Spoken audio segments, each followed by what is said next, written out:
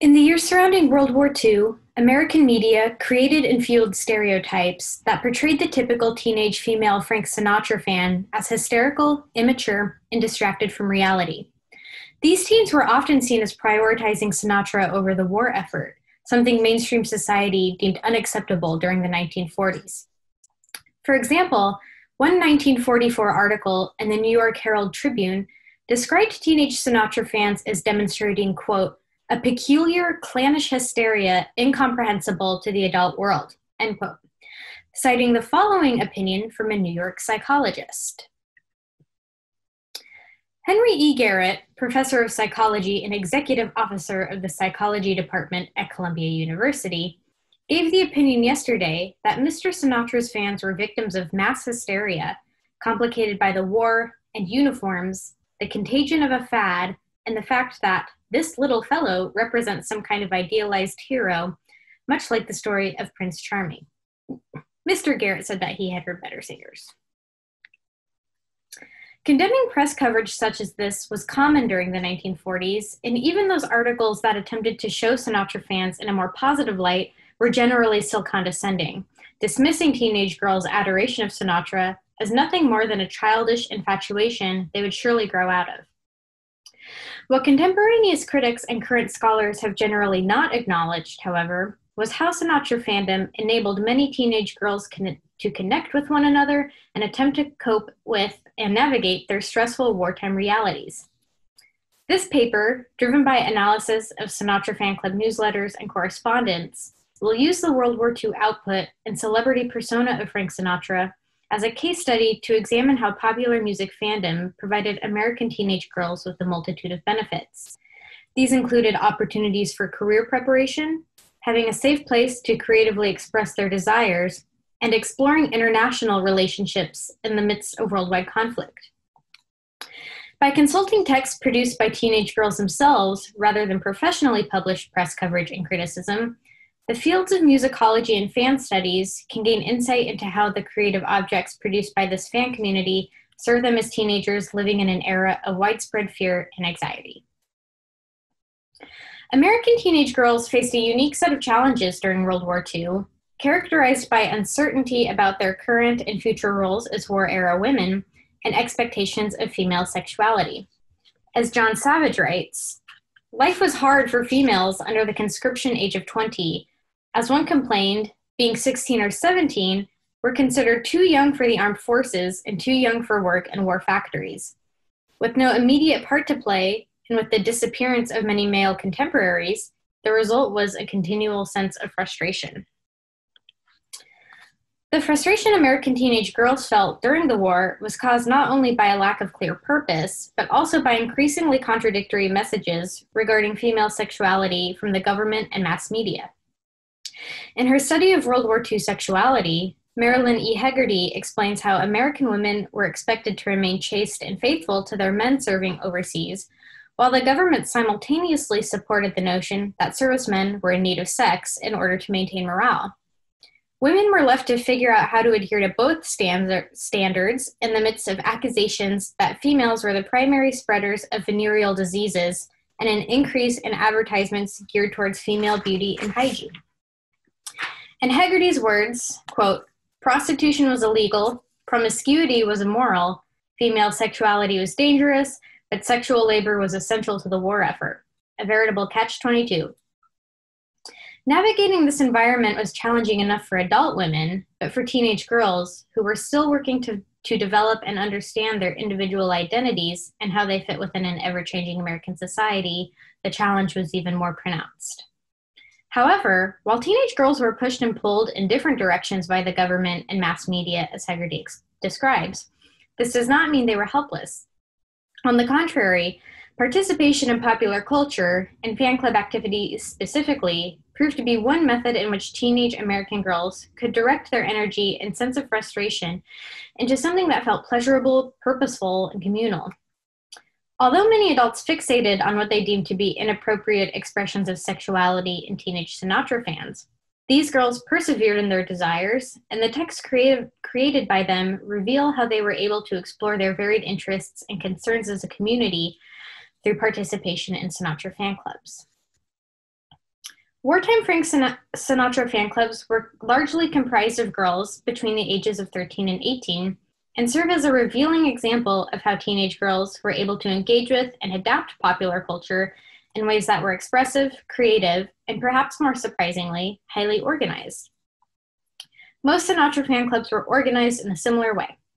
They generally had a president, vice president, secretary or editor, and treasurer. In order to maintain a club and publication, members divided up multiple responsibilities, including collecting dues, budgeting, devising processes for accepting new members, organizing events and contests, and publishing and distributing newsletters. Producing newsletters was undoubtedly the main priority in most fan clubs. While the newsletters examined here are from different clubs, they all follow a similar format.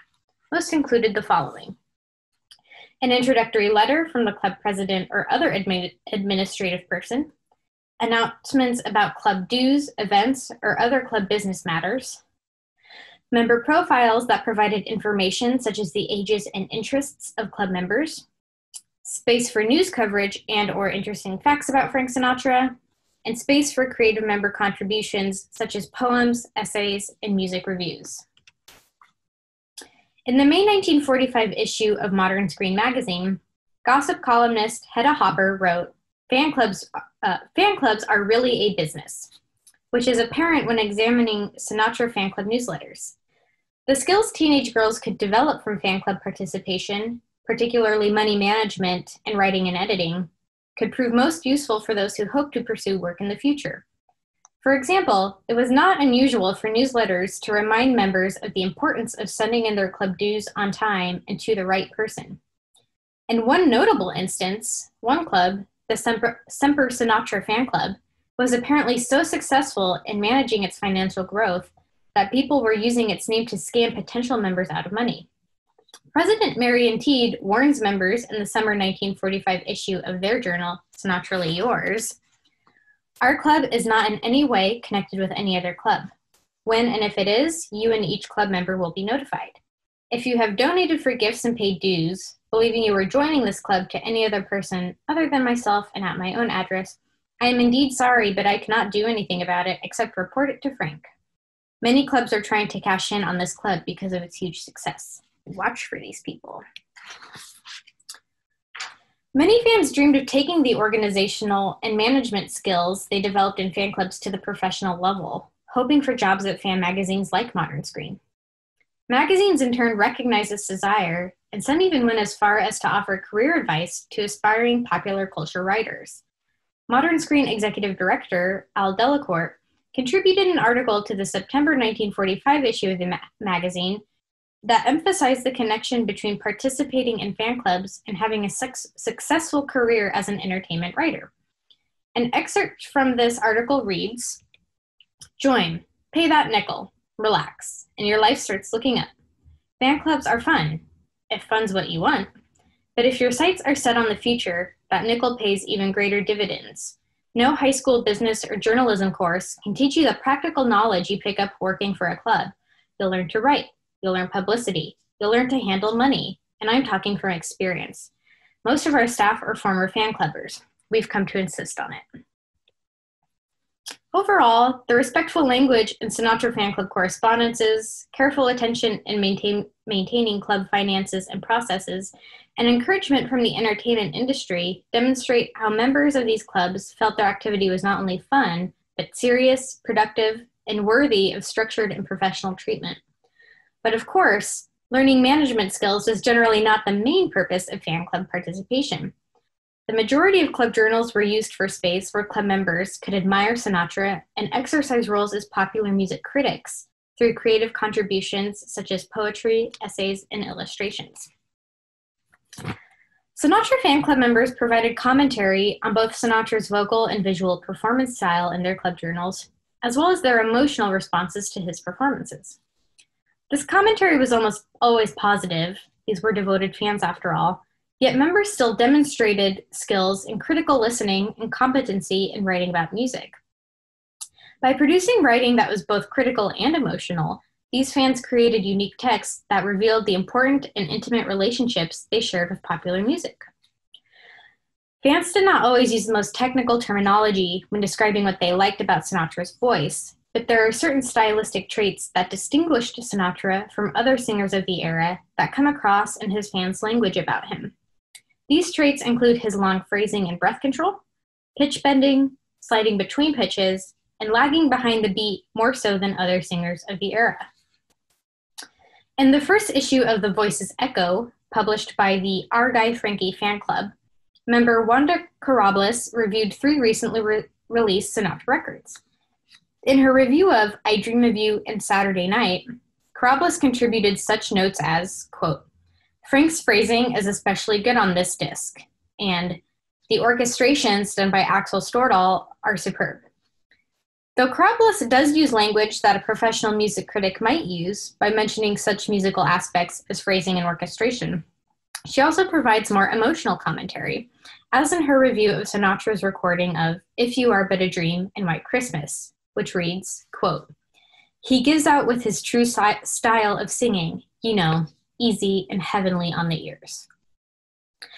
While most newsletters included a short overview and or analysis of Sinatra's new recordings, descriptions of his musical style appeared more frequently in the more emotional areas of newsletters, such as poetry sections and dramatizations of encounters with Sinatra. In these sections, one notable way club members described Sinatra's voice was to write out lyrics he sang in a way that reflected his phrasing. For example, in the fall 1944 issue of Sinatrally Yours, Semper Sinatra Fan Club member Lois Brundage describes her experience being in the audience for one of Sinatra's radio shows. Brundage illustrates Sinatra's performance of She's Funny That Way. And I'm not going to read this whole thing out loud, but as you can see, she writes out the lyrics in this sort of exaggerated lyric way to reflect his phrasing and how he sounded in his performance. In the winter 1945 issue of the same newsletter, a similar description of an encounter by Peggy McShane replicates Sinatra's performance of I Walk Alone. And again, you can see the similar exaggerating of the lyrics to reflect Sinatra's phrasing.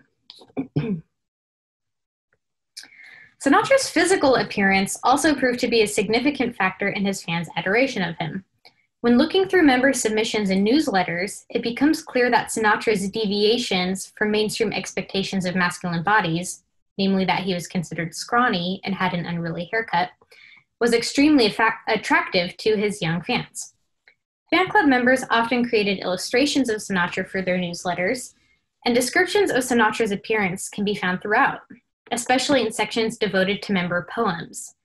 An excerpt from a poem written by Frankie's United Swooners member, Bonnie Hammonds, reads, we love your height, your weight and smile. We love your tousled hair.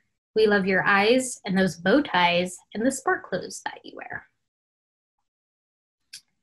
The poems and essays in club newsletters demonstrate that, among other things, Sinatra's hair, eyes, trademark oversized suits, and notably his weight were attractive to female fans.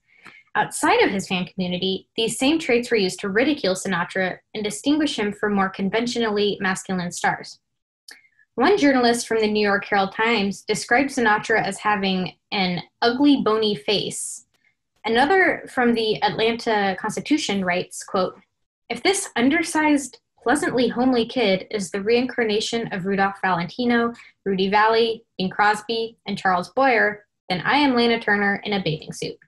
What Frankie has got that the rest of you boys haven't got is beyond me. The fact that thousands of American teenage girls were attracted to a male star who displayed vulnerability in his performances, was noticeably small, and was assigned 4F status for a punctured eardrum, was deeply troubling to a society in which ideal masculinity was characterized by physical and emotional strength. In addition to writing about Sinatra's appearance, fan club members coveted visual memorabilia of Sinatra and often traded snaps or snapshots of Sinatra in exchange for other Sinatra-themed objects, such as recordings, newspaper clippings, or most commonly, other photographs. Sinatra's image was a valuable commodity in fan clubs and allowed club members to claim and adapt aspects of Sinatra's appearance, such as incorporating his floppy bow ties into their own wardrobes, to suit their own desires. As Richard Dyer notes, quote, "Pinups of white men are awkward things.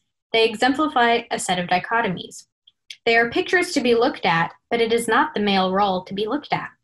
They are passive objects of gaze, but men are supposed to be the active subjects of gaze, and so on."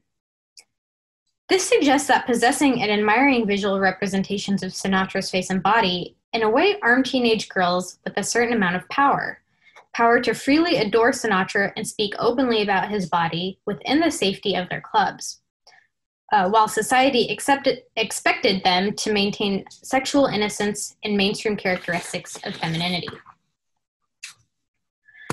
It is notable that the feelings of safe expression and community teenage girls could experience in their Sinatra fan clubs was not limited to American teenage girls.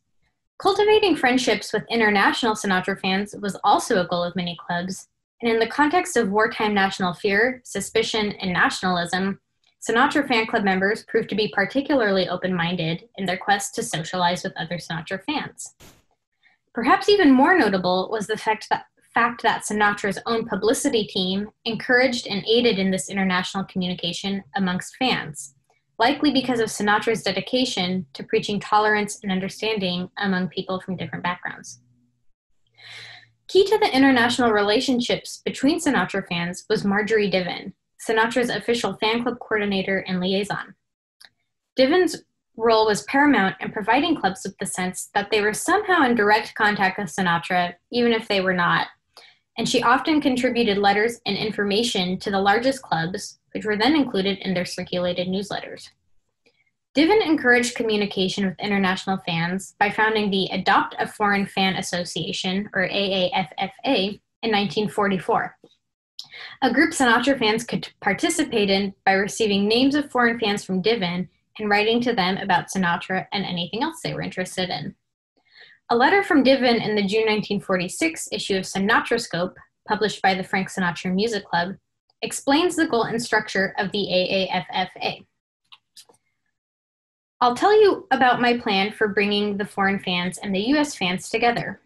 I formed what is called the Adopt a Foreign Fan Association, and it is composed of the fan club presidents in this country.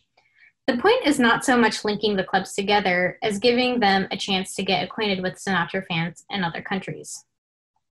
I give to each club president as many foreign names as she has members in the club, then she gives just one name to each of her members.